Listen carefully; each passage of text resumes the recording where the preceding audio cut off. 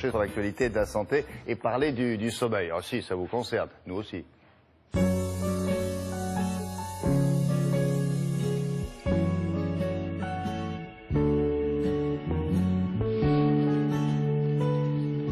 Bonjour Brigitte. Bonjour. Il y a quelques jours s'est tenu à Marseille le congrès du sommeil. Ça s'appelle comme ça. Oui. Les spécialistes donc, qui se sont penchés sur la question. Alors c'est un sujet assez peu connu, on l'a rarement traité ici même.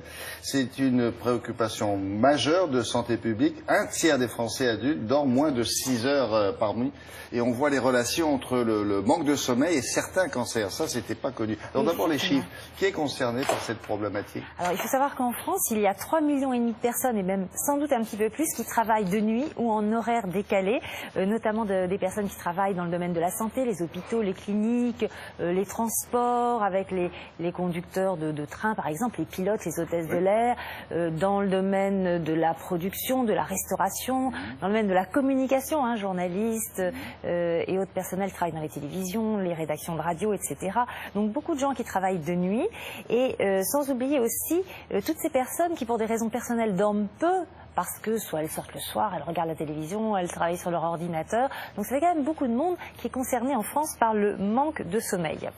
Et il y a quelques années, une première étude avait alerté. Des chercheurs s'étaient penchés sur à peu près 1500 hôtesses de l'air qu'ils ont suivies pendant 20 ans. Et ils se sont rendus compte que chez ces femmes, il y avait un problème.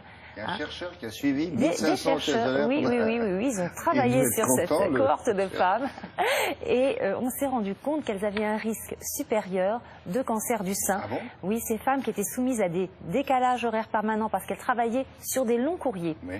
Ensuite, d'autres études similaires ont suivi. On a fait le même constat, notamment aussi avec des infirmières, et à tel point que le Centre international de recherche sur le cancer, qui est basé à Lyon, a classé le travail de nuit et le travail en horaire décalé comme un cancérigène probable. Donc, au congrès du sommeil à Marseille, les spécialistes se sont penchés sur ces deux éléments qui peuvent favoriser la survenue de certains cancers. Donc, ce travail posté, ce travail de nuit en horaire décalé et le manque de sommeil. Comment peuvent-ils agir sur ce développement des cancers? On regarde.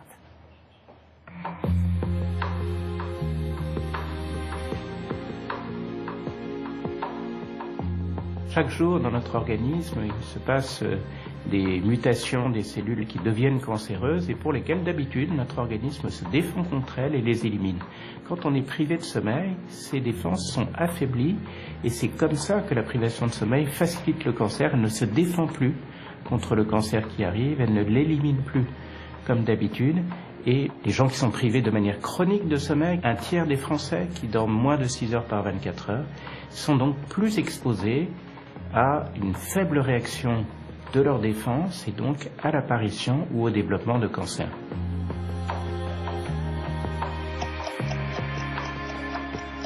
Pour les travailleurs de nuit, le risque est lié à la désynchronisation de leur horloge biologique, c'est-à-dire au décalage perpétuel qu'ils ont avec leur changement horaire de tout leur rythme biologique. Les rythmes hormonaux, les rythmes de défense immunitaire, le rythme cardiaque, les rythmes digestifs. Et ceci provoque donc une fragilisation des défenses de l'organisme et un risque plus important de cancer. Alors, les cancers qui sont provoqués par le travail de nuit sont plutôt des cancers hormonodépendants à cause de la désynchronisation de l'horloge et de la perturbation du rythme de la mélatonine. C'est par exemple le cancer du sein, 50% de risque en plus chez les femmes qui travaillent la nuit ou en posté, et de manière moins certaine, le cancer de la prostate et le cancer de l'endomètre. Les personnes qui sont en privation de chronique de sommeil, ils ont une sorte d'épuisement d'une part et puis un abaissement général de leur défense immunitaire.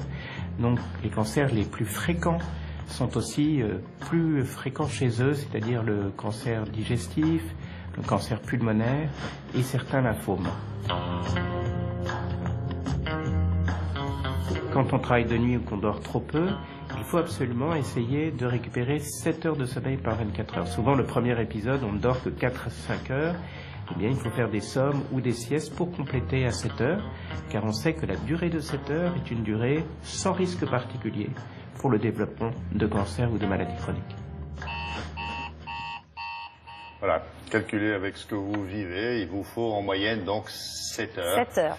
On est loin du compte. 7 heures ou une petite sieste pour compenser. Oui, une petite sieste. Enfin, une petite Pas sieste plus ou de- une grande sieste. Ah Si non, vous ils avez- disent qu'il faut faire moins d'1 heure, ils disent, parce que sinon Oui, ça mais- vous rend un petit peu ramollo. Sauf si vous avez vraiment très peu dormi du fait de votre travail. Vous avez dormi par exemple 4 heures ou 5 heures. Non, vous pouvez faire une sieste de 2 heures pour compléter. Ah oui, dans ce cas-là, il D'accord. faut y aller. Très bien, merci beaucoup Brigitte. On va s'intéresser à ce qui se passe en Ukraine. Rappel des épisodes précédents, ça fait une semaine que des dizaines de milliers d'Ukrainiens